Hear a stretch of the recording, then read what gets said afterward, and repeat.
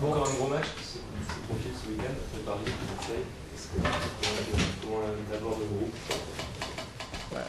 Sûrement avec la victoire contre Paris, avec un petit peu plus de confiance quand même. Donc un gros match parce que c'est le champion de titre, c'est l'adversaire direct.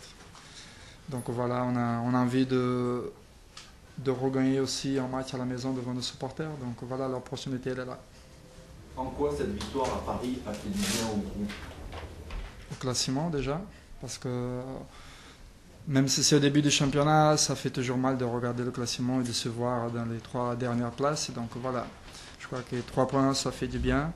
On a vu des équipes qui ont fait 3 matchs nuls qui sont à hauteur que nous, alors que nous, on a perdu les 2 premiers matchs. Et je crois qu'on a retrouvé aussi une fraîcheur physique que pendant les 2 premiers matchs, je ne sais pas si c'était un contre-coup de la préparation, mais on ne se sentait pas comme le match à Paris. Donc voilà, ça, on était tous contents à la fin du match d'avoir démontré quelque chose d'autre aussi physiquement. C'est un déclic, parce que vous avez fait mal quand même. Et j'espère que oui. Donc voilà, on a un gros match dimanche. J'espère qu'on aura encore les jeunes pour beaucoup courir, beaucoup proposer et de pouvoir remporter ce match. Il y a eu pas mal de mouvements dans le club, avec le départ notamment de Johan, le départ de Kavenaghi. Est-ce que ça peut perturber la psychologie du groupe ou pas? Non, parce que tous les ans c'est pareil. Tous les ans il y a des arrivées, il y a des départs. Donc à cette période-là, c'est quand même normal. Donc on est assez habitué avec ça. C'est arrivé tard et c'est arrivé la semaine, pendant une semaine importante. Ça peut pas Alors les 2 jours perturber un petit peu de l'objectif. Les 2 jours qui sont partis, quand ils se dansent pas, ils n'étaient pas dans le groupe dans les 11 titulaires contre Paris. Donc voilà, je crois qu'on perd 2 joueurs importants parce que Johan, on sait tous que c'était notre leader technique. Kavenaghi, c'était notre buteur, même si l'année dernière il n'a pas trop joué. Donc voilà, il y a des arrivées, il y a des joueurs de qualité qui sont arrivés. Le groupe il commence à se fermer. Le mercato bientôt va fermer. Donc on aura le groupe pour faire la saison. Est-ce que justement ces arrivées peuvent aussi régénérer un peu le groupe? Ça va remuer un peu quand même. Chacun va vouloir reprendre sa place, conforter sa place. Ça peut aussi vous booster un petit peu, piquer au but. Chaque fois qu'on arrive dans un club, on a toujours envie d'impressionner d'abord l'entraîneur pour pouvoir avoir une place dans l'équipe type, c'est normal. Donc voilà, les joueurs qui sont arrivés, ils sont motivés. On attend, nous, qu'on est là depuis quelques temps, on attend juste qu'ils viennent pour nous aider. Donc voilà, après, la concurrence, à ce niveau-là, on est quand même habitué. Est-ce que tu sens que le départ de Johan Goku va changer un peu la philosophie tactique de l'équipe ou pas? C'est encore très tôt, je ne sais pas. Ça fait même pas une semaine, donc voilà, on verra. Est-ce que ça va libérer certains joueurs, comme Jussier par exemple, qui doublait un peu Johan Goku sur ce poste-là? Ah, peut-être qu'il y aura plus de temps de jeu cette année, ouais. Je crois qu'il était déjà très content d'avoir fait un très bon match contre Paris.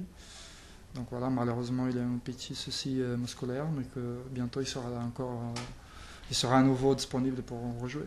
Aujourd'hui, Bordeaux-Marseille, c'est le même combat. Vous avez loupé les 2 premières journées, 2 équipes qui viennent de gagner.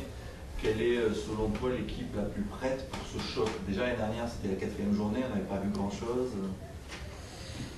La plus prête, je ne sais pas. La seule chose que je sais, c'est qu'on doit tout faire pour gagner ce match-là. C'est le début du championnat, c'est un adversaire direct. Donc voilà. Après, ils ont leur qualité. Ils ont aussi peut-être une semaine agitée, la dernière semaine des mercato. Donc nous, on essaie d'oublier ça. On a bien travaillé cette semaine. Et donc c'est 3 points très importants qu'on va essayer de les chercher. Ils ont aussi fait un recrutement assez impressionnant, Marseille. Ils ont pris Gignac et Rémy. On sait depuis quelques temps que les 2 grosses puissances en France, c'est Lyon et Marseille. Donc voilà, ça ne nous étonne pas. Donc voilà, dans une semaine, c'est l'équipe qui peut dépenser 30 millions. Donc voilà, tant mieux pour eux. Donc les 2 premières places, entre guillemets, c'est déjà pris, c'est Lyon et Marseille. Donc voilà, on va jouer la 3e avec les autres équipes qui restent. Les premières places sur le plan économique, mais peut-être sur le plan sportif. On dit tous ceux que c'est mieux, ça coûte cher, donc voilà. Après, nous, on sait que nous, on sera jugé pareil comme eux. C'est pas parce que le Cho il a coûté 30 millions et Fernando 1 million que vous, la presse, les dirigeants, l'entraîneur ne vont pas exiger la même chose. Non, c'est normal, ça on le sait, on est habitué. Mais c'est quand même une grosse différence par rapport à Bordeaux. Hier soir, il y a eu le tirage de la Ligue des Champions. Est-ce que ça t'a mis un petit coup au moral? J'ai pas voulu regarder. Ce matin, je vis les groupes, mais je me rappelle l'année dernière qu'on était tous dans le médical à regarder le tirage. Cette année, ça fait bizarre. Donc j'ai préféré ne pas regarder ça. Fernando, tu as joué 2 saisons avec Johan Gourcuff. Dans quel domaine estimes-tu qu'il doit encore progresser pour devenir vraiment un grand du football international? Mais déjà, peut-être que, à mon avis, il devait partir de la France, peut-être aller dans un grand club en Espagne, en Angleterre, pour pouvoir, je sais pas, peut-être monter encore son niveau. Mais c'est un joueur très complet. Hein. On avait marqué des buts de la tête, on avait marqué des buts de pied droit, de pied gauche, main hors du jeu, coup de pied arrêté. Donc voilà, c'est un grand joueur. Dans la vie du groupe, on le sentait parfois un peu à l'écart, et on dit qu'il est timide. Comment tu l'as vécu ça? Chacun a une personnalité. Et Johan, c'est quelqu'un de très gentil, mais quelqu'un de très timide. Quelqu'un qui a eu un changement dans sa vie énorme. D'un coup, il était à Milan AC sans jouer. Et un an après, il était les stars de la France. Donc voilà, tout ça, il faut quand même administrer. Tout ça, il faut. Peut-être qu'il s'est resserré un petit peu pour se protéger, ce que c'est tout à fait normal. Mais ça reste un garçon intelligent, un garçon attachant. Donc voilà, on lui souhaite de très bonnes choses, à part contre Bordeaux. Est-ce qu'au sein du groupe, vous parlez du fait que Marseille ne s'est plus imposé ici depuis plus de 30 ans? Chaque année, on évoque ça. Mais est-ce que ça stimule le groupe? Peut-être pour les joueurs qui sont déjà quelques années au club, oui. Après, peut-être que ceux qui sont arrivés vont apprendre ça là. Mais oui, on le sait bien. On sait qu'il y a quand même une énorme rivalité entre les supporters. Donc voilà. Moi, c'est la 16e année que j'entends ça. Donc j'espère que l'année prochaine, vous me poserez la même question.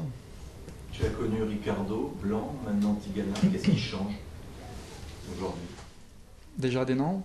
Parce que c'est Mais après, c'est des périodes différentes. Donc voilà, Ricardo il est arrivé au club après une saison catastrophique où le club a failli descendre en Ligue 2. Donc il a recruté beaucoup de joueurs que personne ne connaissait. C'était le cas de Perea, Fernando, Alonso, Enrique, et qu'on a quand même arrivé à la fin du championnat avec une place en Champions League. Après 2 ans passés avec Ricardo, il y a eu l'arrivée des Blancs et les joueurs qu'il avait demandé. C'était vraiment des joueurs de qualité. C'était le cas de Alou, de Johan, de David, de Chalmé, après Carasso. Donc voilà. Et maintenant, il y a le coach qui arrive dans un moment pas comme Ricardo et non plus comme Blanc. Donc voilà. Un groupe fait déjà, avec quelques départs. C'est vrai que des départs importants, parce que Marwan Chamakh, ça a été quand même un joueur important, Johan aussi, mais qu'il y a eu d'arrivées. Donc on repart peut-être comme à l'époque de Ricardo, en essayant d'aller chercher une place en Champions League. Et dans son discours, c'est totalement différent de Blanc, par exemple, dans sa philosophie, dans ce qu'il vous demande? Non, c'est... Niveau de jeu, c'est d'essayer de jouer le ballon, de proposer, de prendre des risques, mais c'est surtout un moment qu'on perd le ballon. Mais ça, c'est normal, parce que pendant 2 années, on a joué vraiment très très bien, et peut-être qu'on a perdu l'habitude de faire des efforts sans le ballon. Donc il faut retrouver ça, parce qu'on sait bien que maintenant, pour aller chercher 3 points, il faut se mettre des fois minable, comme on a vu au parc, alors la dernière seconde. Donc, ça, le coach, il a bien demandé. Une fois le ballon perdu, c'est tout le monde s'est mis à essayer de récupérer. C'est se mettre dans la tête que vous n'êtes plus l'équipe qui domine le championnat français. C'est surtout que les équipes adversaires nous ont compris. Donc voilà, ils nous laissaient le ballon, on essayait de jouer, ils étaient bas. Donc voilà, après, pour contrer, il y a beaucoup plus d'espace. Donc voilà, je crois que maintenant, c'est à nous d'être humbles, de laisser aussi des fois le ballon à l'adversaire, de se mettre un petit peu derrière pour pouvoir aussi leur contrer. Ce que vous avez fait à Paris, par exemple. Par exemple.